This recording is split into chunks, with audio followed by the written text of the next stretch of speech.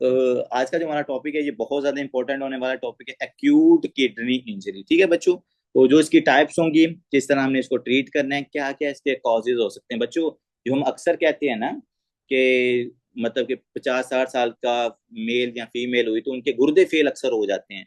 उनके पीछे आज मैं आपको बताऊंगा कि असल में क्या रीजंस होती हैं, कैसी कौन सी ऐसी मेडिसिन हैं जिनके इस्तेमाल करने की वजह से हमारे जो मतलब के एल्डर्स हैं उनके मतलब किडनीज का फेलियर होगा। तो पाकिस्तान में ये बहुत ज्यादा रेशो दिन ब दिन बढ़ती जा रही है कि जो किडनी फेलियर के पेशेंट्स हैं वो बहुत ज्यादा आजकल आ रहे हैं, और सबके पीछे वही एनर्जेसिक रीजंस आ रहे हैं, वही डायबिटिक इश्यूज आ रहे हैं।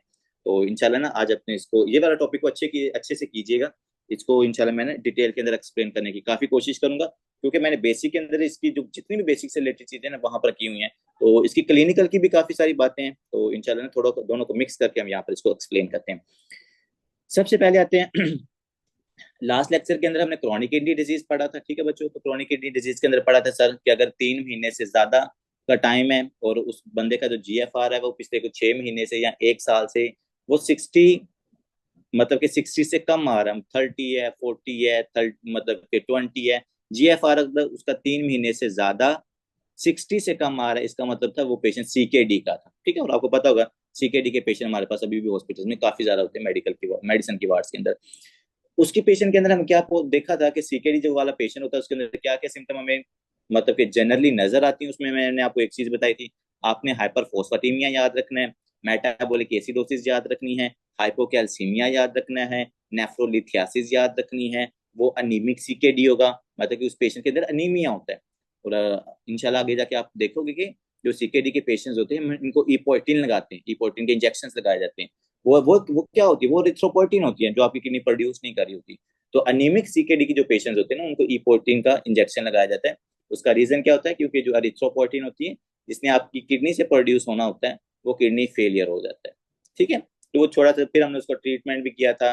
ट्रीटमेंट हमने सारा उसका सिम्टम्स की बेस के ऊपर किया था कि लेट्स सपोज अगर पेशेंट के अंदर हाइपरफॉस्फेटेमिया है तो आपने फॉस्फेट चिलेटिंग एजेंट्स देने हैं। पेशेंट के अंदर अगर हाइपरकैलीमिया है, क्योंकि हमने कहा था बड़ा एक खतरनाक इलेक्ट्रोलाइट है जिसकी अमाउंट इंक्रीज हो रही है and it can cause arrhythmia and neurological symptoms. तो आपने उस कलीमिया को क्या करना था, डिक्रीज करना था। इसके अलावा अगर उस पेशेंट के अंदर कैल्शियम कम थी तो हमने उस पेशेंट को कैल्शियम देनी थी। उसके अलावा अगर उस पेशेंट के अंदर अनीमिया था तो हमने क्या करना था, उसको इपोर्टिन देनी थी, सिम्टोमेटिक ट्रीटमेंट करना था। जो उसका क्योरेबल था या जो हमारे पास ट्रीटमेंट पेशेंट्स का होता है CKD वाले का, वो यही होता है या तो डायलिसिस कर दो उस पेशेंट का, या हमने क्या करना होता है उसका किडनी ट्रांसप्लांटेशन करना। ठीक है, जो ट्रीटमेंट असल है वो तो सर्जिकल इंटरवेंशन ही है ना, कि आप उसकी किडनी ट्रांसप्लांट कर दो। यहाँ पर हम देखते हैं कि सर जो एक्यूट किडनी इंजरी है इसका क्या क्राइटेरिया और कब हमने कहना कि इस पेशेंट को एक क्या आई हुई है। आप बहुत ज्यादा नाम सुनेंगे कि यार इस पेशेंट को एक क्या आई है।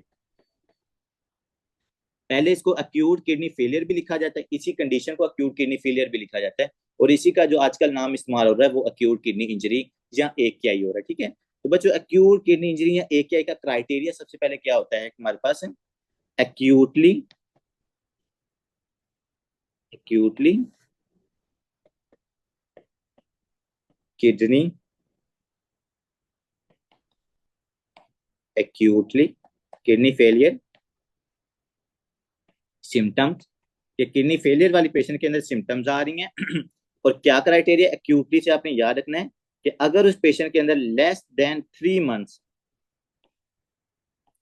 3 मंथ से पहले पहले उसको सिम्टम्स आ गए हैं एक या मतलब किडनी फेलियर की सिम्टम आ गई। नहीं देखो, किडनी का क्या काम होता है, किडनी का काम होता है फिल्ट्रेशन कराना। तो अगर वो किडनी फिल्ट्रेशन नहीं करी इसका मतलब है वो किडनी फेल है, उसके अंदर इंजरी हो चुकी है हमारे पास। तो अगर 3 मंथ से पहले पहले वो पेशेंट आपके पास आ जाता है, लेट्स वो 10 दिन बाद, 15 दिन बाद, 20 दिन बाद, 25 दिन बाद, 1 महीने बाद, 2 महीने बाद, और एक्यूट किडनी इंजरी या एक्यूट किडनी फेलियर की उसके पेशेंट के अंदर सिम्टम्स आ रही है, मतलब कि उसकी बॉडी के अंदर वेस्ट प्रोडक्ट्स बढ़े हुए हैं, तो उसको फिर हम क्या डिक्लेयर करेंगे, that is a patient of acute kidney injury. तो acute kidney failure symptom less than 3 months, और इसके अंदर जो GFR है वो हमारे पास कितना होना चाहिए, GFR ग्लोमेरुलर फिल्ट्रेशन रेट बच्चों यहाँ पर भी 60 से कम होनी चाहिए।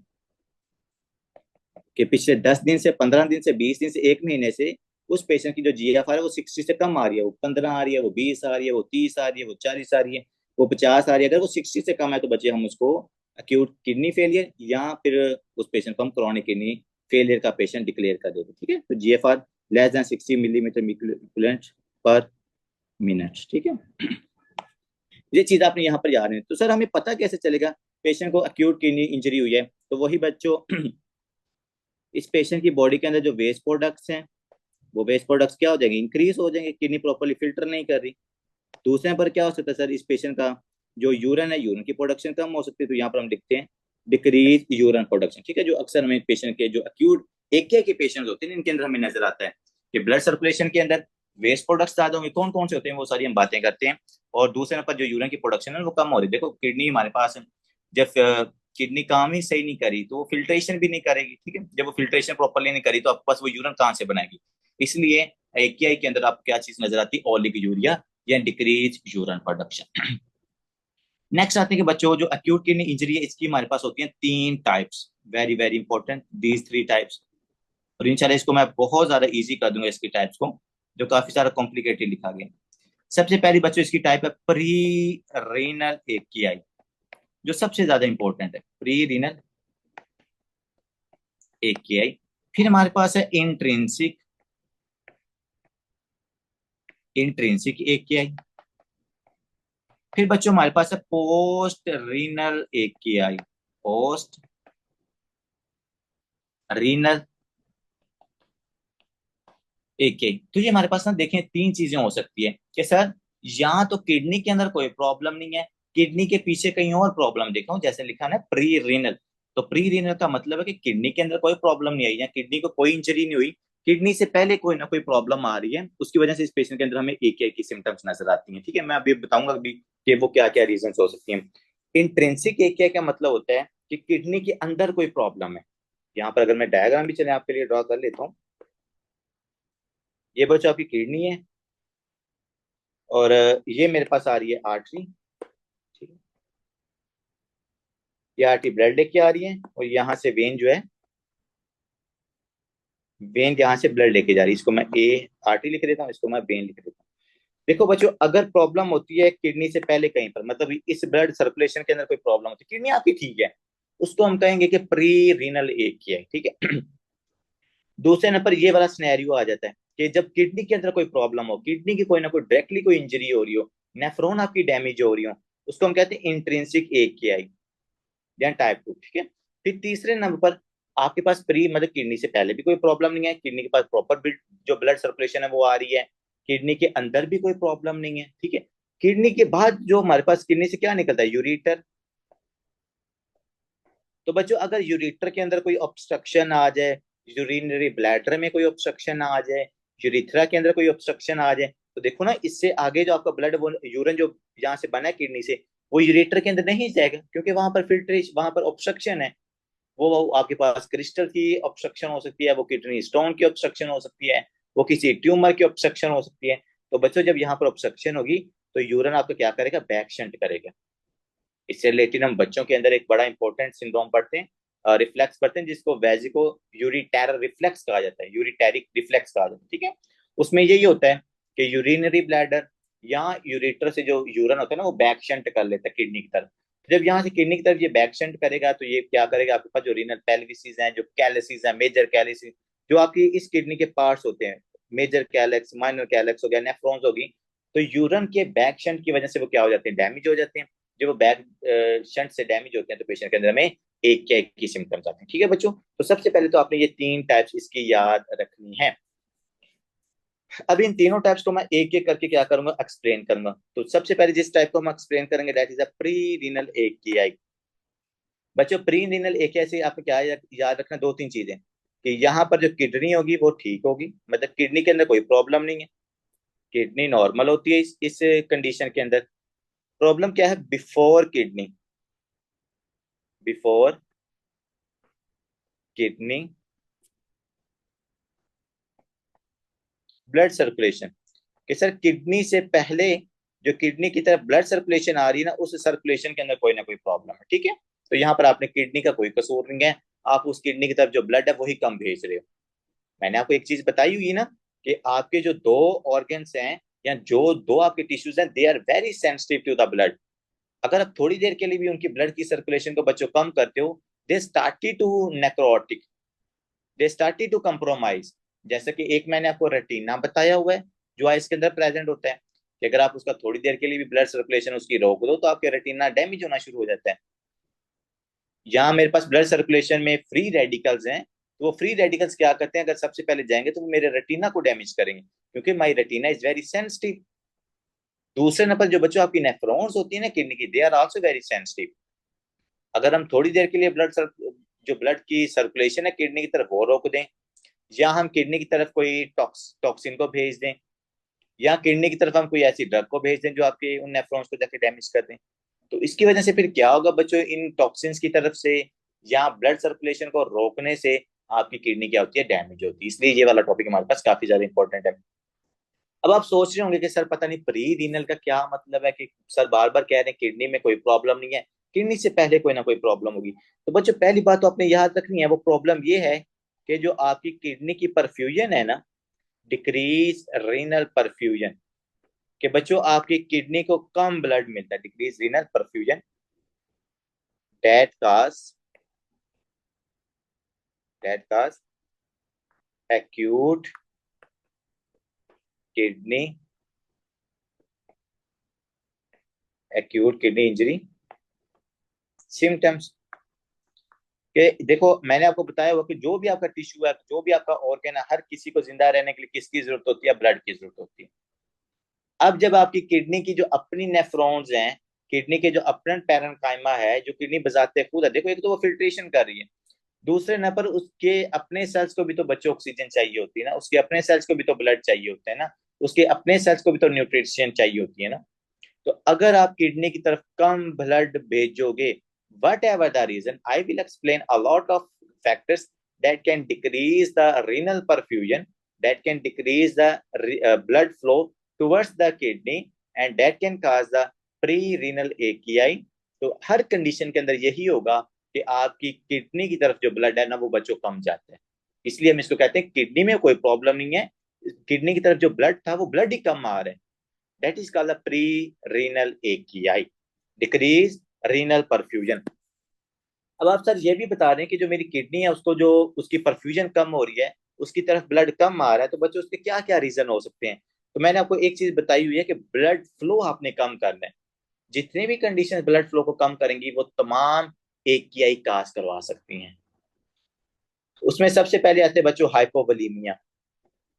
अगर आपका जो ब्लड वॉल्यूम है वो कम हो गया है, और अब आपको पता है ना हाइपोवोलीमिया कैसे कैसे हो सकता है, डायरिया की वजह से हो सकता है, डिहाइड्रेशन की वजह से चलें यहाँ पे लिख लेते हैं, एक दो रीजन आपको लिख देता हूँ। डिहाइड्रेशन की वजह से आपको हाइपोवोलीमिया हो सकता है, आपको डायरिया की वजह से आपका जो वॉल्यूम है वो कम हो सकता है, ठीक है, या हेमरेज की वजह से हो सकता है।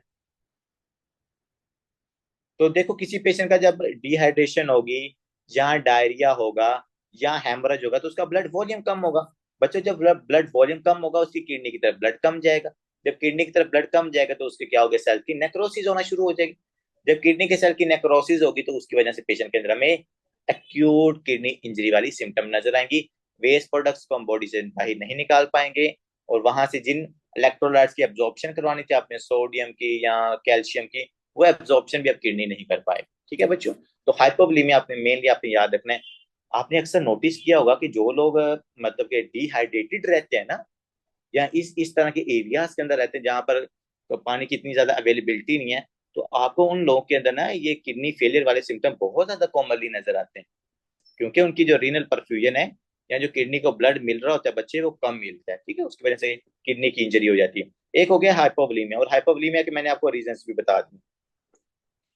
दूसरे बच्चों दूसरे नंबर मैं आपको बताता हूँ सेप्सिस। अब अगर किसी पेशेंट को क्या होती है सेप्सिस, और आपको पता है सेप्सिस के अंदर क्या होता है, सर सेप्सिस के अंदर हमारे पास जो पेशेंट की ब्लड वेसल्स उसमें हो जाती है वैसोडाइलेशन। क्या होती है, वैसोडाइलेशन। और जब बच्चों वैसोडाइलेशन होगी आपका वीनस रिटर्न क्या होगा, कम। जब आपका वीनस रिटर्न कम होगा तो हमारे पास जो कार्डिक आउटपुट है वो भी क्या हो जाएगी, कम। जब बच्चों कार्डिक आउटपुट आपके पास कम, जो कि आपकी सेप्सिस की ना लेट मैनिफेस्टेशन होती है, सेप्टिक शॉक जिसकी वजह से हो जाता है। वैसोडाइलेशन हुई, हार्ट की तरफ कम ब्लड गया, कार्डिक आउटपुट कम हुई, और इसी कार्डिक आउटपुट कम होने की वजह से जो आपकी रीनल आर्टरी थी जिसने किडनी को ब्लड सप्लाई करना था, उस रीनल आर्टरी के अंदर भी ब्लड क्या आ जाता है, कम जाता है, decrease blood volume towards kidney. तो जब किडनी की तरफ कम ब्लड जाएगा तो उसकी वजह से पेशेंट को क्या होगी बच्चों, पेशेंट के अंदर एक्यूट किडनी इंजरी आपको नजर आएगी।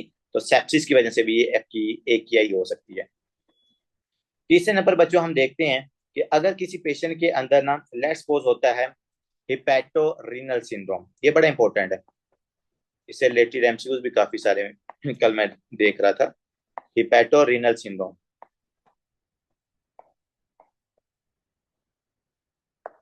बच्चों हिपैटोरीनल सिंड्रोम है तुम्हारे पास एक पूरा सिंड्रोम है, तो आपने एक दो चीजें इसकी जरा याद रख लें। हिपैटोरीनल सिंड्रोम का मतलब होता है कि जब आप क्या हो जाता है, असाइटस हो जाते हैं।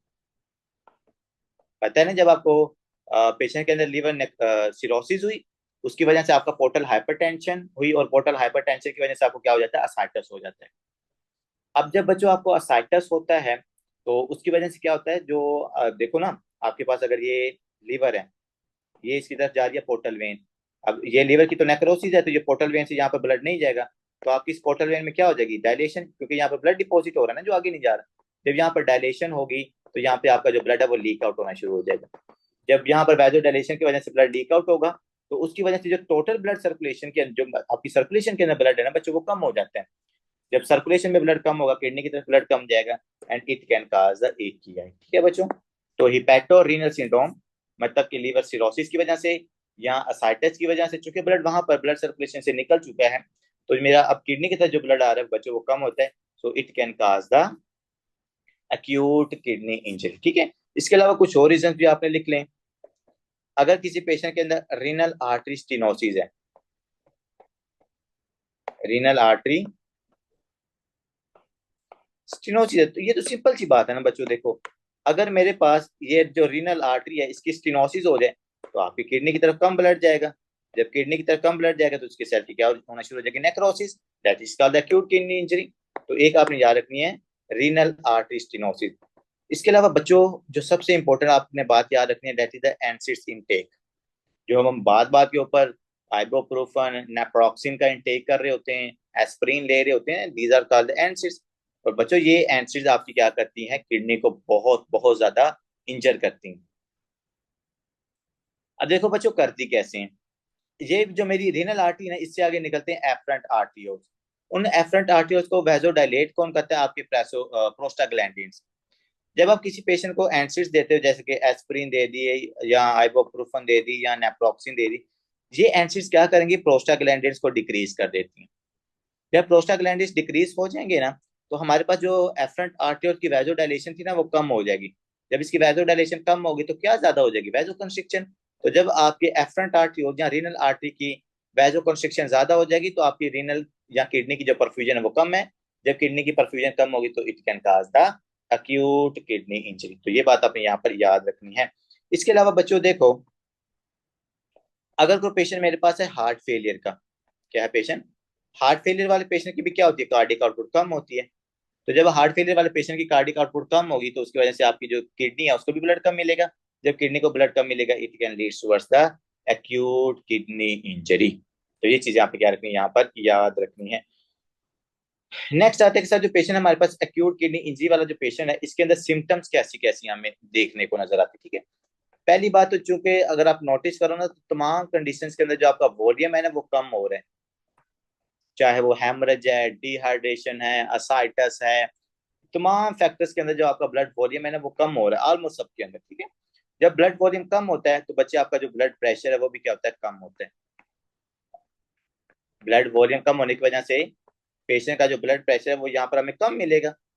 जब ब्लड प्रेशर आपका पेशेंट का हमें कम मिलेगा, और दूसरे नंबर हाइपोटेंशन होगी, ब्लड प्रेशर कम होगा, उसको कंपनसेट करने के लिए जो आपकी हार्ट रेट है वो क्या आती है, ज्यादा हो जाती है।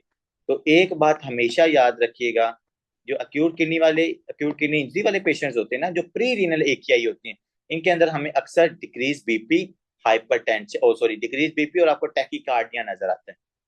टैकीकार्डिया वो देखो जितनी मर्जी हार्ट रेट इंक्रीज करवा ले, चूंकि आपका ब्लड वॉल्यूम ही कम है, तो वो क्या करता है, आप कंपनसेट नहीं कर पाता ब्लड वॉल्यूम को।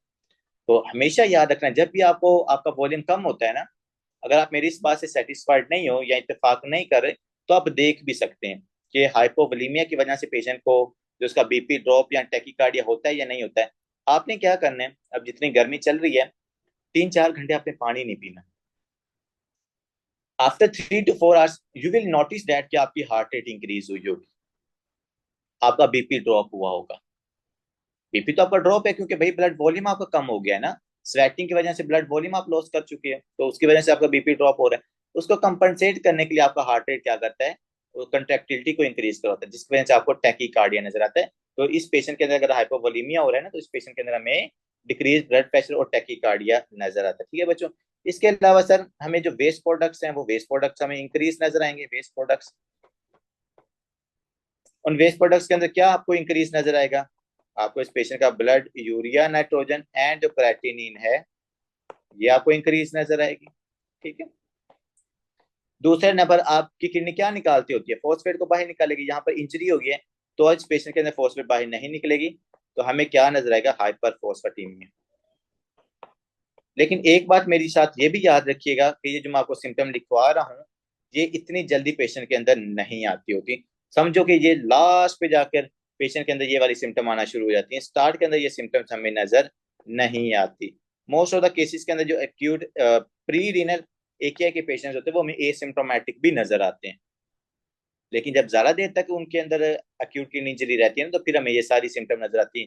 उनके यूरिन की प्रोडक्शन, यहाँ पर ओलिग यूरिया भी लिख लें कि यूरिन की प्रोडक्शन कम है, हाइपोकैल्सीमिया होगा, हाइपरफोस्फेटीमिया होगा, किडनी स्टोन का रिस्क इंक्रीज हो जाएगा, वेस्ट प्रोडक्ट्स ब्लड सर्कुलेशन के अंदर इंक्रीज हो जाएंगे। जैसा कि वेस्ट प्रोडक्ट के अंदर आपने क्या लिखना है, यूरीमिक, हमने पढ़ा था ना कि जो यूरीमिक होता है ये ज्यादा हो जाता है आपकी ब्लड सर्कुलेशन के अंदर, जिसकी वजह से आपको यूरेमिक एसोसिएटेड सिंड्रोम भी नजर आता है जो आपकी प्लेटलेट्स को डैमेज करता है। ठीक है, तो यहाँ पर लिख रहे हैं जब भी आपको अक्यूट किडनी इंजरी होती है या सीकेडी भी होती है, दोनों के अंदर यूरेमिक ज्यादा होता है तो ये यूरेमिक सिंड्रोम काज करवाता है।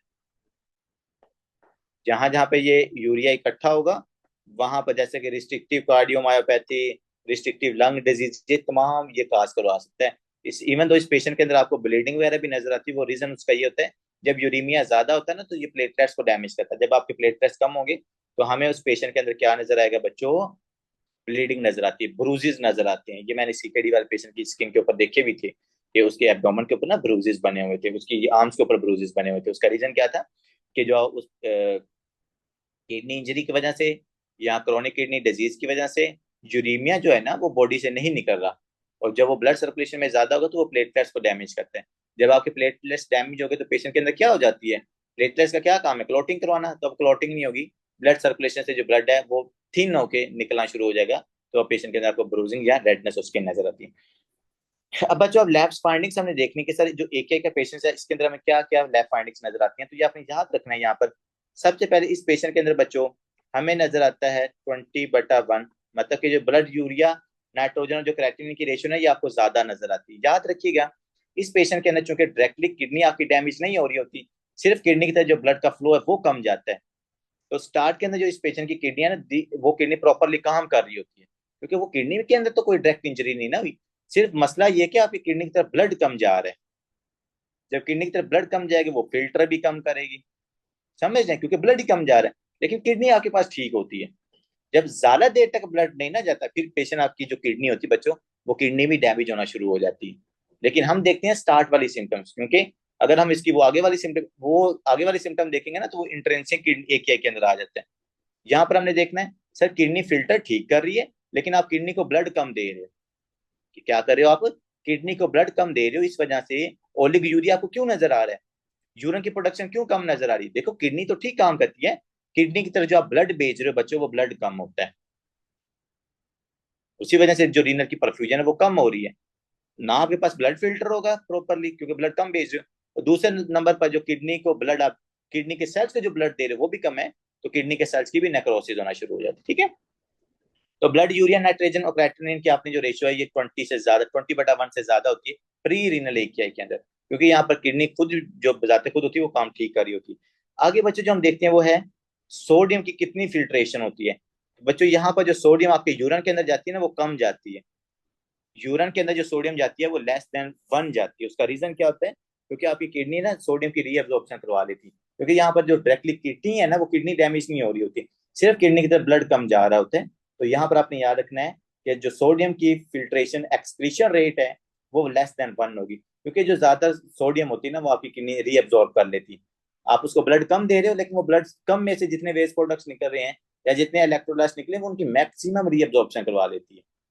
इसलिए प्री रीनल एकेआई वाले पेशेंट का यूरिन कम होता है और बड़ा कंसंट्रेटेड होता है। समझ रहे? तो ये चीज आपने यहाँ पर याद रखनी है। आगे आते हैं सर यूरिन के अंदर सोडियम। सर यूरिन के अंदर सोडियम ज्यादा जाएगा या कम जाएगा? बच्चों यूरिन के अंदर सोडियम कम जाएगा, क्योंकि किडनी ठीक काम कर रही है, तो वो मैक्सिमम सोडियम को रीएब्जॉर्ब करवा लेती है। तो यहाँ पे आपने <20 लिखना है। यूरिन की ऑस्मोलैरिटी क्या होगी बच्चों? यूरिन की ऑस्मोलैरिटी सर यहाँ पर ज्यादा होगी 500 से, मतलब उसका गाढ़ापन, यूरिन का गाढ़ापन या जो यूरिन की कंसंट्रेशन है वो ज्यादा होगी। रीजन क्या है? क्योंकि किडनी सही काम कर रही होती है स्टार्ट के अंदर, वो अच्छे तरीके से सारे इलेक्ट्रोलाइट्स को रीअब्जॉर्ब कर रही होती है, वाटर को वो रीअब्जॉर्ब कर लेती है। समझ रहे हो? जब आप वाटर को मैक्सिमम रीअब्जॉर्ब करवा लोगे तो उसकी वजह से जो यूरिन होगा वो आपका बड़ा ज्यादा कंसंट्रेटेड होगा। ठीक है, आगे आते हैं यूरिन सेडिमेंट्स। मतलब कि यूरिन के अंदर आपको कौन कौन सी चीजें ना नजर आती हैं, कि कोई आपको कास्ट नजर आते हैं, कोई क्रिस्टल प्रोडक्ट्स आपको नजर आते हैं।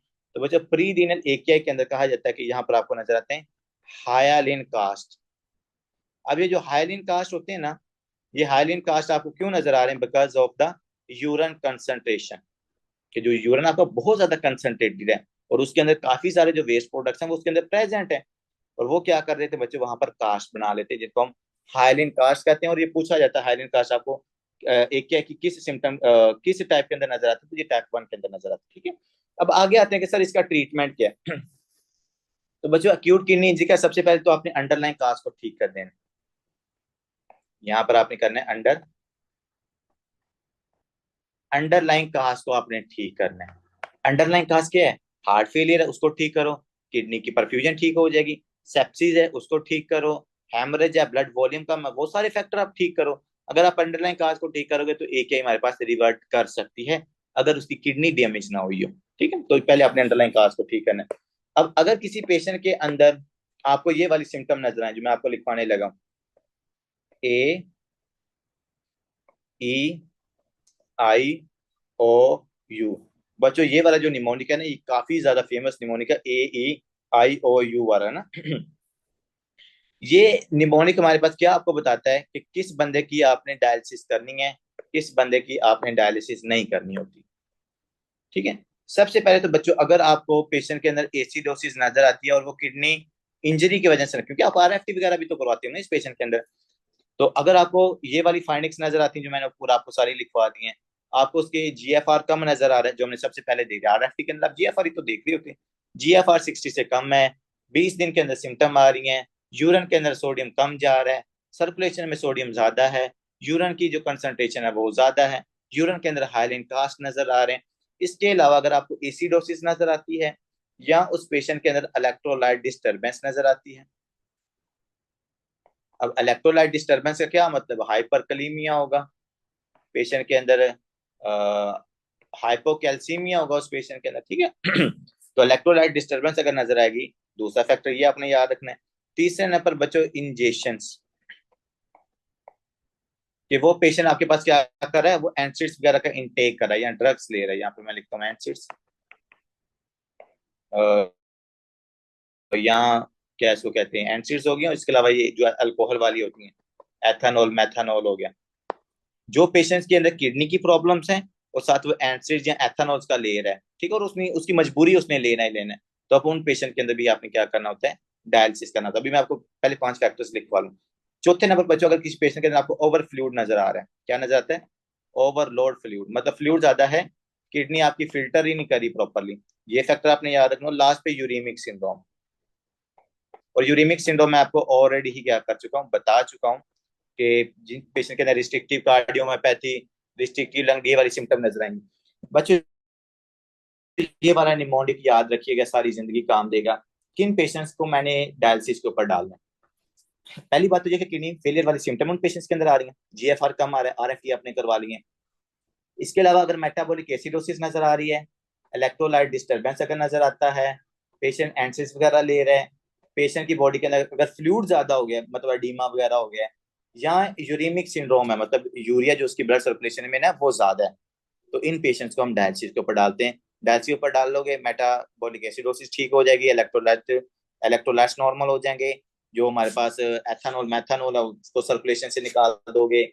ओवर जो वॉल्यूम फ्लूइड जो आपके पास ओवरलोड हो चुका है उसको आप निकाल लोगे। यूरीमिया जो ज्यादा आप उसको निकालोगे। तो ये 5 फैक्टर जरूर याद रखिएगा। ये डायलिसिस करवाने वाले, आप डायलिसिस जिन पेशेंट का करवाना तो उनके अंदर हमने ये 5 चीजें देखनी।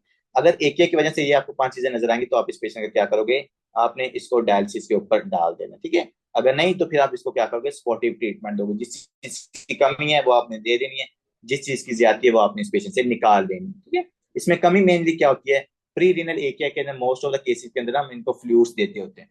क्या देते हैं, फ्लूइड्स। अगर फ्लूइड्स देने के बाद पेशेंट ठीक हो जाता है तो वेल एंड गुड है। अगर ठीक नहीं होता पेशेंट और ये वाली सिम्टम अगर आपको देगा तो आप इसको डायलिसिस पे डाल दें, ठीक है बच्चों। आगे आते हैं बच्चों इंट्रिंसिक एकिया। इंट्रिंसिक एकिया का क्या मतलब है, अब किडनी के अंदर मसला है, अब नेफ्रॉन खुद डैमेज होगी। अब ये नहीं कि किडनी की तरफ ब्लड कम जा रहा है। यहाँ पर हम लिखेंगे इंट्रिंसिक एकिया क्या मतलब है, injury, injury within the nephron. अब अगर किडनी के अंदर कोई प्रॉब्लम है, किडनी की नेफ्रॉन डायरेक्टली जाकर डैमेज हो रही है किसी भी टॉक्सिन की वजह से, उसको हम कहते हैं इंटेंसिक एकिया, ठीक है बच्चों। पैथोफिजियोलॉजी क्या है सर, पैथोफिजियोलॉजी इसकी ये है, टॉक्सिन्स या ड्रग्स डायरेक्टली क्या करेंगे, directly damage the kidney parenchyma, या नेफ्रॉन भी आप लिख सकते हो, किडनी पैरेन्काइमा, कि किडनी के टिश्यूज को डायरेक्टली टॉक्सिन या जो ड्रग्स क्या करती हैं जाकर डैमेज करती हैं। उसकी वजह से पेशेंट के अंदर आपको क्या नजर आता है, एक या इंट्रिंसिक एक ही आपको यहाँ पर नजर आता है। सर कॉजेज क्या क्या हो सकते हैं बच्चों, यहाँ पर आपने वो तमाम कॉजेज याद रखने हैं जो आपकी नेफ्रॉन को डैमेज करते हैं। अब ये नहीं मैं कहूंगा कि हार्ट फेलियर है तो हार्ट फेलियर की वजह से किडनी डैमेज हुई तो उसको मैं इंट्रिंसिक बोलूंगा, नहीं बच्चों। हार्ट फेलियर तो वो प्री रीनल प्रॉब्लम है, वो किडनी का प्रॉब्लम नहीं है। हाँ, किडनी के अंदर अगर कोई प्रॉब्लम हो रही है तो उसकी वजह से अगर इसके सेल्स डैमेज होंगे तो उसको हम कहेंगे इंट्रिंसिक एकिया। यहाँ पर आते हैं बच्चों, सबसे पहले आती हैं आपके टॉक्सिन्स जैसा कि ड्रग्स। अब ये ड्रग्स क्या करती होती हैं, जैसा कि मैं आपको डिफरेंट ड्रग्स लिखवा देता हूँ। इसमें आपके पास आती है PPI inhibitors, proton pump inhibitor और मैप्रोजोल वगैरह हो गया, या जो हम ये एलोप्यूरिनोल वगैरह यूज करते हैं, एलोप्यूरिनोल जो गाउट वाले पेशेंट के अंदर यूज करते हैं। बच्चों ये दोनों जो हमारे पास ड्रग्स हैं ये डायरेक्टली डायरेक्टली जाकर नेफ्रॉन को डैमेज करती हैं।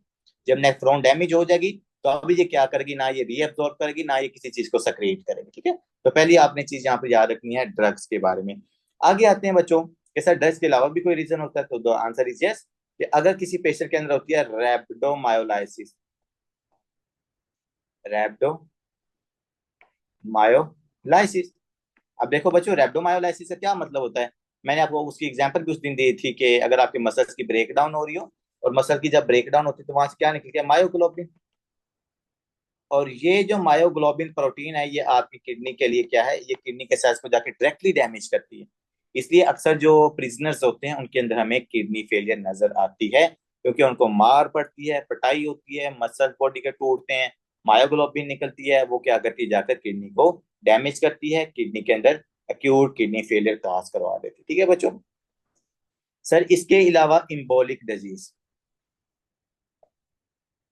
अब बच्चों इम्बोलिक डिजीज क्या होगा, लेट्स सपोज ये मेरे पास है जी नेफ्रॉन या किडनी बना लेते हैं सिंपल, यहाँ पर मैं किडनी बनाई। अब इम्बोलिक डिजीज का मतलब ये हुआ कि सर ये जो मेरी किडनी के डिफरेंट पार्ट्स हैं, ये तो रीनल आर्टरी है ना। अब ये रीनल आर्टरी क्या करेगी, ये छोटी छोटी आर्टरीज को देती हैं ब्लड, जो आपकी किडनी के सेल्स को क्या करती है, ब्लड सप्लाई करती है। तो अगर मेरे पास इसकी इन आर्टियोल्स के अंदर या इन छोटी छोटी आर्टरीज के अंदर एम्बोलाई बन जाए, ऑब्स्ट्रक्शन हो जाए, तो किडनी के सेल्स को ब्लड नहीं मिलेगा, जिसकी वजह से क्या हो जाएगी, इसकी डिस्ट्रक्शन हो जाएगी। अब किडनी के अंदर प्रॉब्लम है, किडनी के बाहर कोई प्रॉब्लम यहाँ पर नहीं आ रही। अगर बाहर आएगी तो उसको हम प्री रीनल काज डिक्लेयर कर देते हैं, ठीक है बच्चों। ये चीज आपने यहाँ पर याद रखनी। इसके अलावा कोई भी टॉक्सिन्स हैं जिसको आप डायरेक्टली क्या कर लेते हो, इनहेल कर लेते हो। कोई भी टॉक्सिन जिसको डायरेक्टली हम क्या कर लेते हैं, इनहेल कर लेते हैं, तो उसको लिए सिंपल मैं यहाँ पर ना टॉक्सिक सब्सटेंसेस का वर्ड यूज करता हूँ। अब टॉक्सिक सब्सटेंसेस में वो आपके पास क्या हो सकते हैं बच्चों, वो इंडस्ट्रियल हो सकते हैं, कोई इंडस्ट्रियल प्रोडक्ट्स, या आप किसी ऐसी फैक्ट्री में काम करते हो जहां पर आपके पास उस टॉक्सिन के साथ एक्सपोजर हो रहा है तो आपकी किडनी में गया और किडनी को जाकर उसमें डैमेज कर दिया। ठीक है, लेट्स सपोज मैं आपको क्या कहता हूँ सिलिका, एग्जांपल दे रहा हूँ कि सिलिका आपकी किडनी को डैमेज कर दे, तो वो टॉक्सिक सब्सटेंसेस होंगे। ठीक है, तो इसके अलावा यहाँ पे ड्रग्स मेटाबोलाइट्स, एक तो ड्रग्स खुद जाके डैमेज कर सकती हैं, या जो ड्रग्स के मेटाबोलाइट्स हैं ना, देखो किडनी ड्रग टूटेगी, उसमें से उसके डिफरेंट प्रोडक्ट्स निकलेंगे, वो प्रोडक्ट्स जाके डैमेज कर दें, उसकी वजह से भी पेशेंट के अंदर क्या हो सकता है, एक किया है। लेकिन ये कौन सी एक है, इंट्रिंसिक, किडनी के अंदर कोई प्रॉब्लम है। यहाँ पर मैंने हार्ट फेलियर, डिहाइड्रेशन, उनका जिक्र नहीं किया। देखो बच्चों, ब्लड यूरिया और क्रेटिन की रेशियो यहाँ पर कैसी आएगी बच्चों, यहाँ पर इसकी रेशियो आती है कम, क्योंकि यहाँ पर जो हमारे पास क्रेटिनिन या ब्लड यूरिया नाइट्रोजन है ना, इसकी एब्जॉर्प्शन नहीं हो रही, क्योंकि किडनी के सेल ही डैमेज है, नेफ्रॉन ही डैमेज है, ना एब्जॉर्प्शन होगी ना रीएब्जॉर्प्शन होगी। अब आपकी जो सोडियम है बच्चों, सोडियम की भी रीएब्जॉर्प्शन नहीं होगी, आपका सोडियम की जो रेशियो है वो आपको 22% से ज्यादा नजर आएगी। कहाँ पर, यूरिन के अंदर। सोडियम भी रीअब्सॉर्ब नहीं हो रही, सोडियम भी आपकी यूरिन के अंदर जा रही है, क्योंकि किडनी आपकी डैमेज है। यूरिन फिल्ट्रेशन एक्सक्रीशन या यूरिन के अंदर जो सोडियम की अमाउंट है वो भी क्या है, वो 20 मिली इक्विवेलेंट से इंक्रीज हो जाएगी। सिंपल बात यहाँ पर आपने याद रखनी है कि इधर अब एब्जॉर्प्शन रीअब्जॉर्प्शन कुछ भी नहीं होना, सिक्रीशन भी नहीं होनी किसी चीज की। तो जब रीअब्जॉर्प्शन नहीं होगी तो आपका जो सोडियम है वो क्या है, वो यूरिन के अंदर जाना शुरू हो जाएगा। जब सोडियम यूरिन के अंदर जाएगा उसके पीछे वाटर भी जाएगा। जब यूरिन और सोडियम यूरिन के अंदर सोडियम और वाटर इकट्ठे जाएंगे तो वो यूरिन को क्या कर देते हैं, डाइल्यूट, जिसकी वजह से आपको जो यूरिन की ऑस्मोलैरिटी है वो क्या मिलती है, 350 से कम मिलती है। ठीक है, यूरिन सेडिमेंट बच्चों, यहाँ पर आपको कहते हैं कि इंट्रिंसिक किडनी डैमेज होने की वजह से आपको रेड ब्लड सेल कास्ट नजर आते हैं। मतलब कि जो रेड ब्लड सेल्स होते हैं वो आपको उस पेशेंट के यूरिन के अंदर नजर आते हैं। ठीक है, तो ये रेड ब्लड सेल है जिसके लिए हम सिंपल वर्ड यूज करते हैं, हीमाचूरिया। ठीक है, तो ये चीज आपने यहाँ पर याद रखनी है। प्री रीनल और जो इंट्रिंसिक है, इन दोनों में ये वाला डिफरेंस है। सर ट्रीटमेंट क्या करवाएंगे जो पेशेंट हमारे पास इंट्रिंसिक का होएगा बच्चों, सबसे पहला इसका ट्रीटमेंट है ड्रग्स विदड्रॉवल। कि जो आपके पास ड्रग्स है ना जिसकी वजह से ये प्रॉब्लम हो रही है, वो एंसिड्स हैं, वो हमारे पास पीपीआई है, वो एलोप्यूरिनोल है, सबसे पहले उन ड्रग्स को आपने छिड़वा देना उस पेशेंट को। इसके लिए हम वर्ड यूज करते हैं ड्रग्स विड्रॉवल। ठीक है, ड्रग्स को आपने विड्रॉ करवाना है, पेशेंट को आपने क्या करना है, हाइड्रेट करना है, पेशेंट को हाइड्रेट करना है, उसके इलेक्ट्रोलाइट्स को आपने बैलेंस करना है। ठीक है, फ्लूइड्स वगैरह देके आपने इलेक्ट्रोलाइट्स को बैलेंस करना है। फिर आपने देखना है कि इस पेशेंट के अंदर डायलिसिस का क्राइटेरिया आ रहा है, मतलब इस पेशेंट के अंदर हमें डायलिसिस की जरूरत पड़ रही है। डायलिसिस का क्या क्राइटेरिया,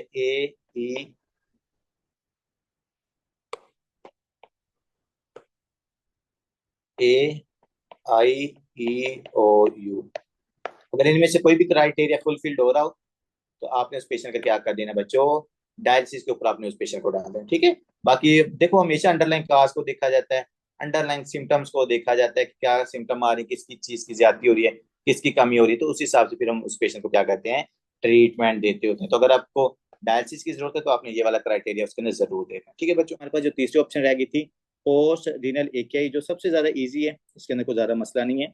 तो हम देखते हैं कि सर अगर किसी पेशेंट के अंदर एकेआई की सिम्टम्स आ रही हैं और उस पेशेंट की किडनी के अंदर कोई प्रॉब्लम नहीं आई, मतलब डायरेक्टली किसी ड्रग ने आके उससे ग्लोमेरुलस वगैरह को डैमेज नहीं किया, या दूसरे नंबर उसकी जो परफ्यूजन था, रीनल परफ्यूजन थी, वो भी ठीक हो रही थी, उसको ब्लड का फ्लो भी अच्छा मिल रहा था, लेकिन इसके बावजूद क्या था, उस पेशेंट में एकेआई की सिम्टम्स आ रही थी। ठीक है, तो जो तीसरी हमारे पास पॉसिबिलिटी हो सकती है जिसकी वजह से पेशेंट के अंदर एकेआई की सिम्टम्स आ सकते हैं बच्चों, वो हो सकता है पोस्ट रीनल एकेआई। ठीक है जी, पोस्ट रीनल एकेआई का क्या मतलब है कि सर जो मेरी ब्यूटीफुल किडनी है वो किडनी तो बिल्कुल ठीक है, यहाँ पर किडनी के अंदर कोई प्रॉब्लम नहीं है, जो किडनी का ब्लड फ्लो है वो ब्लड फ्लो भी मेरे पास बिल्कुल ठीक है। ठीक है, यहाँ पर ब्लड फ्लो भी आपका ठीक है।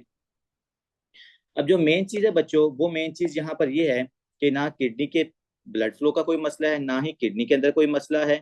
और अब फिर जो तीसरी हमारे पास प्रॉब्लम हो सकती है बच्चों, वो ये है कि सर जो पोस्ट मतलब किडनी के बाहर जो हमारे पास यूरिटर निकल रहा है, इससे यूरिटर के अंदर कोई ना कोई प्रॉब्लम हो सकती है। ठीक है बच्चों, तो वो यूरिटर के अंदर क्या प्रॉब्लम हो सकती है, ज्यादातर वो हमारे पास होती है ऑब्स्ट्रक्शन, कि जब आपके पास यूरेटर के अंदर ऑब्स्ट्रक्शन हो जाए बच्चों, या आपके यूरिनरी ब्लैडर के अंदर ऑब्स्ट्रक्शन हो जाए, या इवन दो आपका जो यूरिथ्रा है, इस यूरिथ्रा के अंदर कोई ना कोई ऑब्स्ट्रक्शन हो जाए जिसकी वजह से बैक शंट हो, देखो ना यहाँ पर क्या होगा, अगर बच्चों यहाँ पर ऑब्स्ट्रक्शन हो जाएगी तो सर इधर से बैक शंट होगा यूरन का, जब यूरन का बैक शंट होगा तो वो क्या करेगा, जाकर किडनी को डैमेज करेगा, जिसकी वजह से पहले हाइड्रोनेफ्रोसिस होगी, और हाइड्रोनेफ्रोसिस होने के बाद पेशेंट के अंदर नेफ्रॉन्स डैमेज होंगी, वो नेफ्रॉन्स डैमेज होने के बाद AKI की सिम्टम आपको उस पेशेंट के अंदर मिलती है। ठीक है बच्चों, तो पोस्ट रीनल AKI का क्या मतलब है sir?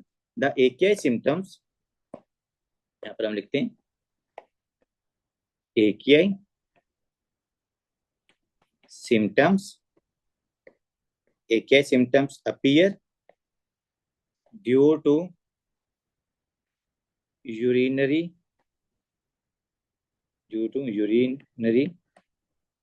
tract obstruction, urinary tract obstruction, कि अगर आपके यूरिनरी ट्रैक के अंदर ऑब्स्ट्रक्शन हो जाए, उसकी वजह से यूरिन का बैक शंट हो, और फिर उस पेशेंट के अंदर क्या हो सकता है सर? AKI हो, तो उसको कहते हैं पोस्ट रीनल AKI। ठीक है बच्चों, अब इसकी पैथोफिजियोलॉजी के अंदर क्या है बच्चों? पैथोफिजियोलॉजी के अंदर मेन चीज वही थी कि सर अगर हमारे पास जो यूरिनरी ट्रैक है उसके अंदर क्या आ जाए? ऑब्स्ट्रक्शन आ जाए। देखो बच्चों, यहाँ तक ज्यादातर स्टूडेंट समझते हैं कि सिर्फ ना यूरेटर के अंदर ऑब्स्ट्रक्शन आने की वजह से अगर प्रॉब्लम हो ना, तो उसकी वजह से पोस्ट रीनल AKI हो सकते हैं। तो मैं आपको ये कह रहा हूँ कि चाहे वो आपके पास यूरेटर है, फिर डायग्राम ड्रा कर रहा हूँ, चाहे वो यूरेटर है, चाहे वो यूरिनी ब्लैडर है, चाहे वो हमारे पास यूरिथ्रा है। ठीक है बच्चों, तो इन तीनों के अंदर अगर कहीं पर भी ऑब्स्ट्रक्शन है, कहीं पर यूरिन की स्टेसिस और वो बैक शंट कर रहा है इस तरफ आपकी ब्यूटीफुल किडनी की तरफ, तो वो क्या काज करवा सकता है? किडनी को इंजर कर सकते हैं। That is called the post renal AKI। ठीक है जी, तो हम यहाँ पर लिखेंगे सर, यूरिन का बैक शंट होता है, यूरिन बैक शंट। जब यूरिन का बैक शंट होता है तो जो सबसे पहले होता है वो क्या होता है सर? हाइड्रोनेफ्रोसिस। हाइड्रोनेफ्रोसिस क्या मतलब होता है? कि अगर यूरिन आपकी किडनी की तरफ बैक शंट करे और किडनी के अंदर जाके डिपॉजिट हो जाए, उसको हम हाइड्रोनेफ्रोसिस कहते हैं। ठीक है, तो that is called the post renal AKI। अब आगे आते हैं कि सर जो सिम्टम्स होते हैं, मतलब ये जो पोस्ट रीनल AKI है, जो आप बार बार एक ऑब्स्ट्रक्शन का वर्ड यूज कर रहे हो, ये ऑब्स्ट्रक्शन हमारे पास किस किस रीजन की वजह से हो सकती है? तो बच्चों सबसे पहले तो अगर आपके पास यूरिनरी ट्रैक के अंदर ट्यूमर फॉर्मेशन, क्या है सर? अगर यूरिनरी ट्रैक के अंदर ऑब्स्ट्रक्शन, और वो ऑब्स्ट्रक्शन किसकी वजह से हो जाए बच्चों? Obstruction due to the tumour formation, tumour formation. और वो ट्यूमर फॉर्मेशन कहाँ पर हो सकती है बच्चों? वो आपके पास यूरिनरी ब्लैडर के हो सकती के अंदर हो सकती है, वो आपके पास प्रोस्टेट ग्लैंड के अंदर हो सकती है, वो यूरेटर के अंदर हो सकती है। ठीक है, तो सबसे पहला काज है हमारे पास सर, अगर ट्यूमर की फॉर्मेशन हो और वो हमारे पास क्या करे? यहाँ पर ऑब्स्ट्रक्शन काज करवा दे। ठीक है बच्चों, इसके अलावा आगे बात करते हैं किडनी स्टोन्स की। किडनी स्टोन्स की, अगर किसी बंदे के अंदर रिकरेंट किडनी स्टोन्स की फॉर्मेशन हो रही है, कैसे? रिकरेंट, बार बार किडनी स्टोन्स की फॉर्मेशन हो रही है ना, रिकरेंट किडनी स्टोन फॉर्मेशन। और जो रिकरेंट किडनी स्टोन्स होते हैं ना, ज्यादातर जो इनका डायमीटर होता है, जो इनका साइज होता है ना, वो 5 to 6 mm होता है। ठीक है, ये बात याद रखिएगा, क्योंकि ये हमारे पास स्मॉल साइज किडनी स्टोन्स होते हैं, और इनके अंदर जो ज्यादातर इनकी नेचर होती है ना, वो कैल्शियम ऑक्सालेट के जो ज्यादातर स्टोन्स बनते हैं, कैल्शियम ऑक्सालेट के। तो अगर किसी बंदे के अंदर रिकरेंट किडनी स्टोन्स की फॉर्मेशन हो रही है, they can also cause the obstruction and they can cause the shunt of the urine into your kidney and can cause the post renal AKI। ठीक है बच्चों, ये चीज हमारे पास होगी। इसके अलावा ना, अगर किसी बंदे के अंदर क्या हो जाए? पेल्विक फ्रैक्चर हो जाए, बड़ी इंपॉर्टेंट बात है, क्या हो जाए सर? पेल्विक फ्रैक्चर हो जाए। और पेल्विक फ्रैक्चर के बाद वहां पर क्या होगा? हेमरेज।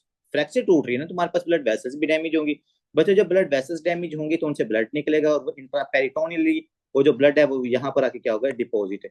इन केस अगर आपके यूरेटर के इर्द गिर्द वाले एरिया के अंदर यहाँ पर क्या होता है? डिपॉजिट हो जाए, तो ये क्या काज करवा सकता है? आपके यहाँ पर इस यूरेटर को ये ब्लड क्या कर सकता है? ऊपर से कंप्रेस करेगा, और अगर ये कंप्रेस करेगा तो ये भी क्या काज करवा सकता है?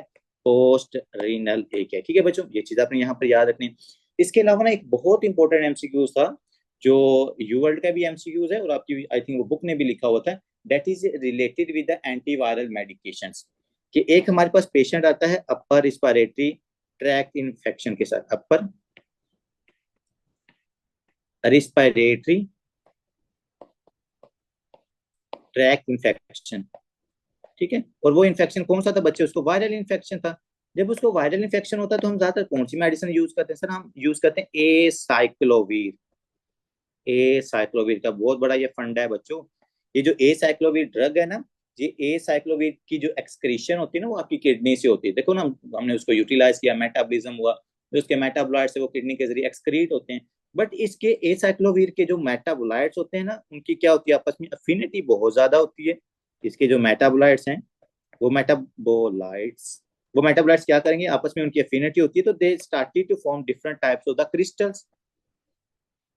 तो ये जो हमारे पास डिफरेंट टाइप्स के क्रिस्टल्स बनेंगे ए साइक्लोवेट के मेटाबॉलिज्म से, बच्चों अगर वो क्रिस्टल कहाँ पर डिपॉजिट हो जाए, आपके इस यूरेटर के अंदर, यहाँ पर रीनल पेल्विस के अंदर, कैल्सिस के अंदर, so they can cause the urinary obstruction and they can cause the shunt of the urine back into the kidney and they can cause the post renal AKI, ठीक है। And it's very very important बच्चों, मैं कह रहा हूँ you world का ये सीधा सीधा क्लिनिकल सिनेरियो आया होता है, ये शायद मैं कल परसों मैंने देखा था ये वाला सिनेरियो। तो इसको आपने याद रखना है कि अगर कोई पेशेंट है अपर रिस्पायरेटरी इन्फेक्शन के साथ आ रहा है, आपने उसकी मेडिकेशन की है, मेडिकेशन के बाद कुछ दिनों के बाद वो पेशेंट हमारे पास है रिस्पायरेटरी और सॉरी रीनल फेलियर की सिम्टम के साथ आ रहा है, ठीक है, उसका ब्लड यूरिया नाइट्रोजन ज्यादा, क्रेटिनिन बढ़ा हुआ है, पेशेंट को फ्लैंक पेन हो रही है, तो उसका रीजन क्या हो सकता है, आपने देखना है पहले उसको अपर रिस्पायरेटरी इन्फेक्शन हुआ, वो ज्यादातर वायरल इन्फेक्शन है, उसकी वजह से हमने उसको एसाइक्लोविर दी होगी और एसाइक्लोविर की वजह से इसको क्या हो रहा है, पेशेंट को पोस्ट रीनल एकिया होगा, जिसकी वजह से ये पेशेंट में ये वाली रिस्पायरेटरी फेलियर और सॉरी रीनल फेलियर की क्या रही है यहाँ पर सिम्टम्स आ रही, ठीक है। अगर वो बच्चों आपके पास आती हैं, अगर वो चिल्ड्रंस है, बच्चे हैं, तो उनके अंदर क्या होता है एनाटॉमिकल डिफेक्ट्स, जिसको हम लिखते हैं कंजेनिटल ऑब्स्ट्रक्शन, कंजेनिटल ऑब्स्ट्रक्शन। अगर बच्चे हों तो बच्चों के अंदर आपने ज्यादातर यही चीज याद रखना कि उनके अंदर ना एनाटॉमिकल डिफेक्ट हो सकता है, मतलब या उनका जो यूरेटर है उसके अंदर स्ट्रक्चर्स की फॉर्मेशन हो सकती है, या उसके जो इस यूरेटर की ओरिफिसेस हैं वो नैरो हो सकती हैं, या उस यूरेटर का ना जो मतलब कि लोकेशन है वो किसी ऐसे ऑर्गन के साथ टच हो रही है, जैसे इलिक आर्टरी के बारे में अक्सर बताया जाता है, वो मैं आपको गायनी के अंदर पढ़ाऊंगा कि जो आपकी इलिक आर्टरी होती है ना, इलिक आर्टरी के पास से यूरेटर गुजर रहा होता है, तो अगर किसी पेशेंट के अंदर इलिक आर्टरी की एनोरिज्म हो जाए या इलिक आर्टरी की डायलेशन हो जाए ना, तो वो यूरेटर को कंप्रेस कर देती है, जिसकी वजह से पेशेंट के अंदर किडनी स्टोन की फॉर्मेशन की और पोस्ट इन एके का जो चांस होता है ना वो ज्यादा हो जाता है, ठीक है।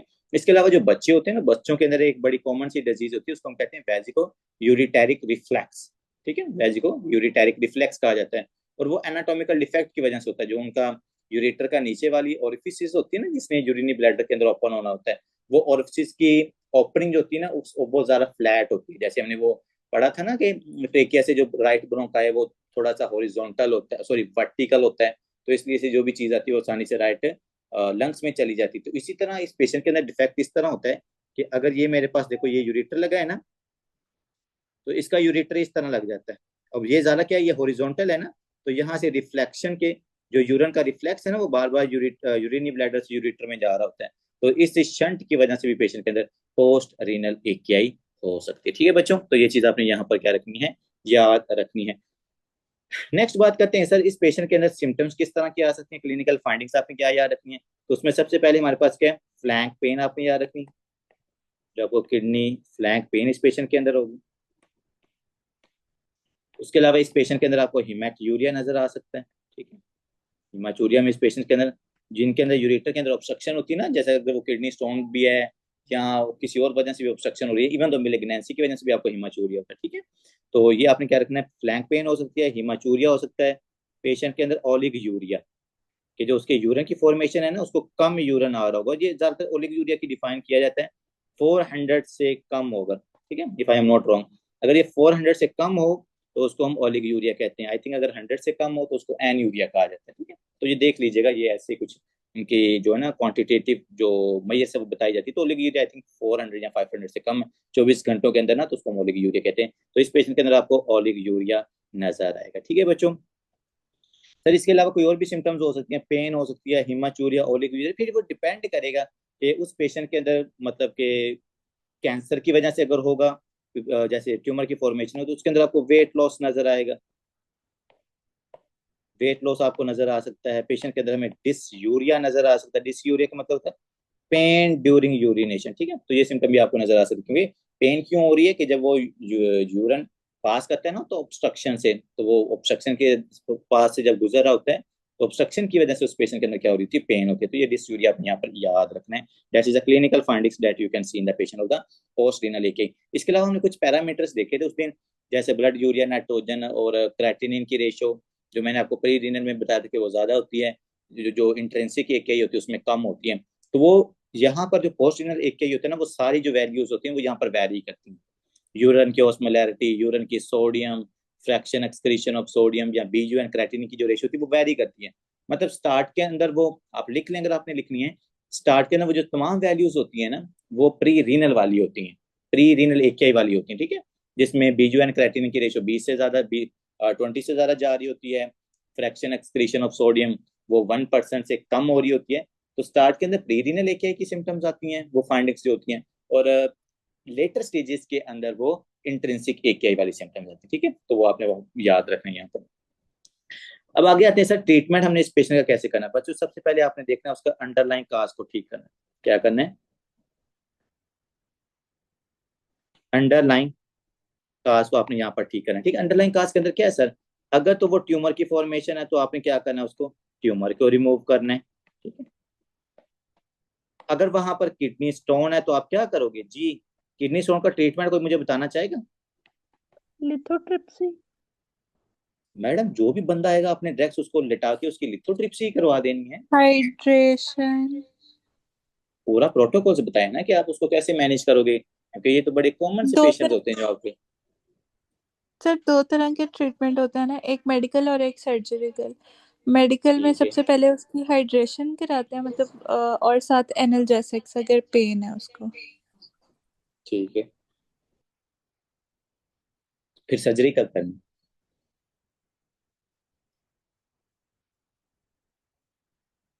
अगर सिम्टम्स वर्स हो रहे हैं फिर। ठीक है, ये वर्ष अगर पेशेंट आपके पास है, जब सिम्टम वर्स होती है तभी आता है, जब उसको पेन होती है तो तभी आता है ना। देखिए बच्चों नहीं यहाँ नहीं, पर हम वाकई देख, अगर हाइड्रेशन से वो नहीं हुआ तो। अगर वो हाइड्रेशन से ठीक ना हो तो हम क्या करेंगे, उसकी सर्जरी कर देंगे। हाँ। तो मेडिसिन नहीं अपनी इस्तेमाल करनी। असल में ना हमें ड्रग्स के नाम नहीं आते। तो आपको वो हाइड्रा मतलब जो डायूरेटिक्स उनके नाम भी नहीं आते, हाइड्रा क्लोरोथायजाइड्स का भी नाम तो आपको नहीं आता, पोटेशियम सिट्रेट का आपको नहीं पता, मतलब वो सिंपल सी बातें हैं। देखो बच्चों यहाँ पर हम किडनी स्टोन वाले पेशेंट के, जैसे आपके पास इमरजेंसी में बैठे हो, तो पेशेंट आपके पास फ्लैंक पेन, डायाफोरसिस, वॉमिटिंग, ये वाली सिम्टम के साथ आ रहा है, और वो हाथ रख रहा है उसने किडनी के ये पीछे ना बैक साइड की तरफ, डॉक्टर साहब मुझे यहाँ पर बहुत ज्यादा पेन हो रही है, और ये ज्यादातर यूनिलेटरल मतलब पेन होती है ना ये किडनी स्टोन वाली, बायलेटरल भी हो सकती है लेकिन ज्यादातर ये यूनिलेटरल होती है। तो आपने सबसे पहले उसको प्रॉब्लम क्या है, तो सर उस पेशेंट को प्रॉब्लम है पेन का, तो आपने उसको देनी है एनर्जेसिक। आप उस पेशेंट को क्या दोगे? एनर्जेसिक्स दोगे, ठीक है। वो डिपेंड करेगा कि आप उसको कितनी हैवी एनर्जेसिक दे रहे हैं, मॉर्फिन देनी है या जो आपने जो भी वहां पर यूज करनी है। इसके अलावा आपने उस बंदे को करना हाइड्रेट, ठीक है, हाइड्रेशन आपने उसकी करनी। आपने एनर्जेसिक दे दी उस पेशेंट को, हाइड्रेशन दे दिए, इसके बाद आपने उसका करवाना है रीनल स्टोन का अल्ट्रासाउंड। क्या है? किडनी अल्ट्रासाउंड, अपने रीनल अल्ट्रासाउंड आपने इसका करवाना है। अल्ट्रासाउंड करवाने के बाद आपको क्या पता चलता है कि उसके पेशेंट के अंदर अगर वाकई स्टोन होगा तो स्टोन का साथ साइज भी लिखा होगा। बच्चों अगर तो साइज है ना 4 to 5 mm, मतलब 5 से कम है, तो आपने उस पेशेंट को हाइड्रेटेड ही रखना है, मैक्सिमम हाइड्रेट करना है उसको। कहना है कि भाई आपने क्या करना है, मैक्सिमम वाटर पीना, 2 लीटर्स पर डे के बारे में बताया जाता है कि इतना पानी आपने पीना है। इसके बाद अगर वो पेशेंट 4 से 6 हफ्ते तक उसका वो ठीक नहीं होती प्रॉब्लम ना, और साइज उसका किडनी का 5 से 6 mm से कम है, फिर हम उसको मेडिकेशन के ऊपर डालेंगे। मेडिकेशन क्या होंगी भाई? डायूरेटिक्स होंगी। कौन सी डायूरेटिक्स? थायराइड डायूरेटिक्स होती है, जिसके अंदर हम सबसे ज्यादा यूज करते हैं क्लोरोथायाजाइड, ठीक है, अगर वो कैल्शियम ऑक्सैलेट का स्टोन है। बच्चों 5 से 6 mm का है या 4 से 5 mm का, तो हम उसको ज्यादातर हाइड्रेशन से ही रिमूव हो जाता है, ठीक है। लेकिन अगर आपको इसका साइज मिलता है 10 mm से ज्यादा, ठीक है, वैसे मैं किडनी स्टोन के अंदर ये सारे पढ़ाऊंगा, लेकिन अगर ये 10 mm से ज्यादा होता है बच्चों, तो आपको लिथोट्रिप्सी यहाँ पर उसी टाइम करनी पड़ेगी, ठीक है।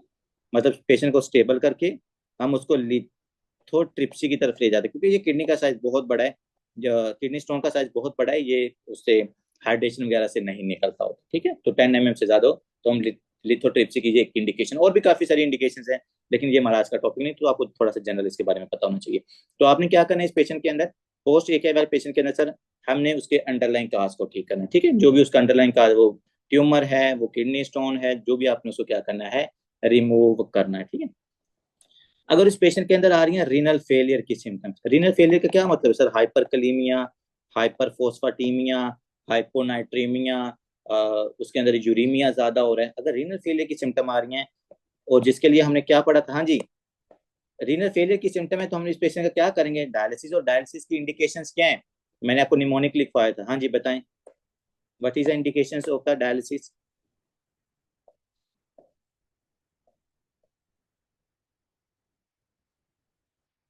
भूल भी गए, सर मैंने आपको एसिडोसिस। AEIOU, sir. लिखवाते जाएं साथ Acidosis, साथ। electrolyte disturbance, ingestion, NSAIDs or ethanol overload, fluids and uremic syndrome. इनके इलेक्ट्रोलाइट लिए हम डिसबैलेंस है, डायलिसिस करेंगे। ठीक है। एसिडोसिस अगर उस पेशेंट के अंदर कंसिस्टेंट एसिडोसिस है, इलेक्ट्रोलाइट्स है, उसके बाद इंजेक्शंस हैं, मतलब कि उसने इंजेक्शंस ली हुई हैं, एनसेड्स वगैरह हो गए, तो कंसिस्टेंटली उस पेशेंट उसके ऊपर है और इन्हें फेलियर की सिम्टम्स आ रही हैं। उसके बाद वॉल्यूम ओवरलोड है, ठीक है, तो यहाँ पर मैं लिख देता हूँ ओवरलोड। अगर वॉल्यूम ओवरलोड है तो उस पेशेंट को हम उसके ऊपर डालेंगे, ठीक है। और लास्ट पे यूरेमिक सिंड्रोम की अगर सिम्टम्स आ रही हैं, तो these are the indications of the dialysis, uremic syndrome. और अगर ये डायलिसिस की इंडिकेशन है और अगर डायलिसिस से भी काम ना चले तो फिर आप क्या करोगे, रीनल ट्रांसप्लांटेशन हम उस पेशेंट के अंदर कराते हैं, ठीक है बच्चों। तो ये जो हमारा सबसे इंपॉर्टेंट एक टॉपिक था, दैट इज द AKI, वो यहाँ पर हमारे पास वाइंड अप होता है, ठीक है।